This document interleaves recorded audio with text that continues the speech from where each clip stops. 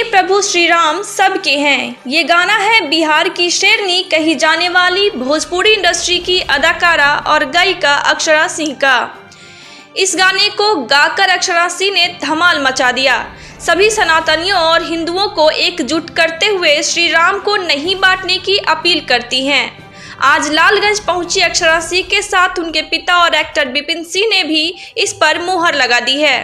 Vaishali today की team से खास वार्तालाप के दौरान अक्षरा सिंह के पिता विपिन सिंह ने साफ तौर पर कहा है कि आस्था में तर्क की कोई जरूरत नहीं, तर्क का कोई स्थान नहीं होता। उन्होंने कहा कि विश्व में सबसे अधिक टुकड़ों में हिंदू समाज बटा हुआ है। जाति के नाम पर लोग इतने बटे हुए हैं कि विकास तक बाधित हो गया है। उन्होंने हिंदू समाज के लोगों से अपील किया है, कहा है कि आप इतने टुकड़ों में न बट जाएं कि कमजोर पड़ जाएं, जिसका फायदा कोई दूसरा तीसरा आकर उठा ले जाए। यही वजह है कि बिहार कई राज्यों की अपेक्षा बहुत पिछड़ा है। हम खुद को जातियों में बांटकर गौरवान्वित होते हैं। ये नहीं होना चाहिए। राम सबके हैं। आह्वान कोई कर रहा हो, किसी भी पार्टी से हो, कोई फर्क नहीं पड़ता।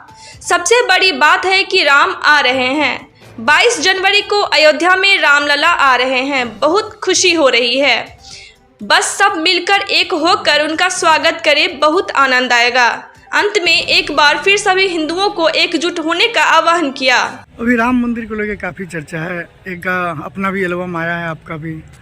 क्या कहेंगे, चूँकि कई लोग इस पर सवाल भी खड़ा करते हैं, कई लोग इसका समर्थन। इसी सवाल पे तो हमारा अक्षरा का गाना आया है कि राम सबके हैं, ना बांटो राम को मेरे, राम सबके हैं। देखिए, विशेषकर हिंदुओं के राम हैं। जो भी हिंदू धर्म से आता होगा उन सबके राम हैं। उनके तन मन हर जगह सर्वत्र राम वास करते हैं। अब इसको बांट देना ये सब पॉलिटिकल है, इन सब पचड़ों में पड़ना भी नहीं चाहिए। ये जिनको लगता है कि भाई वो पार्टी राम का नाम कैश करके वोट ले लेगी तो ये वाले उसको गाली देते हैं। उनको लगता है कि अरे साले ये मेरे विपक्ष में बोल रहा है तो इसको गालेंगे। लेकिन राम सबके हैं और जब से लालन पालन या जब घर में बच्चा पैदा होता है तभी से राम नाम का जो शब्द है या ईश्वर है उनको हमारे भीतर समाहित कर दिया जाता है और मेरे रोम रोम में, मेरे रग में, मेरे तन मन सब जगह राम विराजते हैं, वास करते हैं। यानी आपके अनुसार आस्था में तर्क नहीं होना चाहिए? आस्था में क्या तर्क होना चाहिए? आप जहाँ खोजेंगे तर्क कुतर्क करेंगे तो हर जगह बना है। यहाँ तो किसी को छोड़ ही नहीं रहे हैं, न महिला को, न पुरुष को, न ये मतलब। अब आपको एक बात पता है, हिंदुओं के नाम से एक बात याद आ गया। क्योंकि हम लोग घूमते हैं सब जगह और बिहार में पैदा हुए, लेकिन मेरा निवास स्थान मुंबई में भी है और हम जिस फील्ड से आते हैं वहाँ हमारा जो दृष्टिकोण, नज़रिया या सोच या थॉट जिसको बोलते हैं थोड़ा व्यापक होता है और लोगों के बीच जाने का मौका मिलता है तो बहुत सारी चीज़ें सीखने का भी मौका मिलता है। एक बात मैं अपनी तरफ से कहना चाहता हूँ, विशेषकर हिंदुओं के लिए, कि सबसे ज़्यादा अगर विश्व में विभाजन, टुकड़े जो बना हुआ है वो हिंदू वर्ग का है। वो कैसे?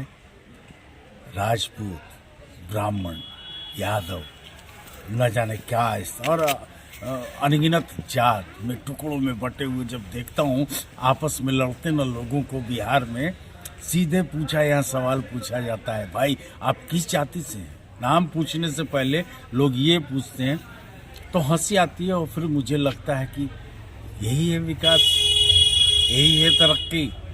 ऐसे से बिहारवासी, बिहार में ऐसे ऐसे लोग हैं जो आपको तौल सकते हैं। आमदा उस पे वैसे लोग यहाँ बहुत सारे लोग मौजूद हैं जो आपको तराजू में तौल देंगे, आपके वजन से नोट इतना है।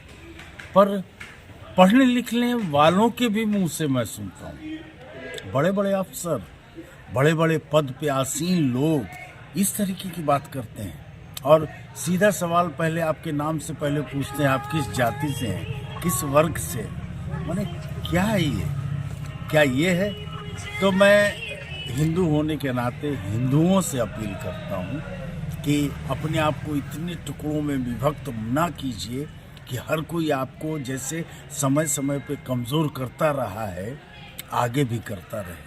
आप इतने कमज़ोर और सबसे लाचार वर्ग के लोग हैं, समझ गए? क्योंकि आप इतने टुकड़ों में बटे हैं ना, कोई कहता है यादव, हाँ, कोई कहता है राजपूत, हाँ, कोई कहता है कुर्मी, हाँ, न जाने कौन कौन शब्दों से अपने आप को विभूषित करता है और अपने को गौरवान्वित करने के लिए ऐसे शब्दों का बार बार प्रयोग और नई पीढ़ी के भी जेहन में पैदा होने के साथ ही डाल देते हैं। और आप हर राज्यों से पिछड़े, हर राज्यों से 25 साल आज के डेट में पिछड़े हैं।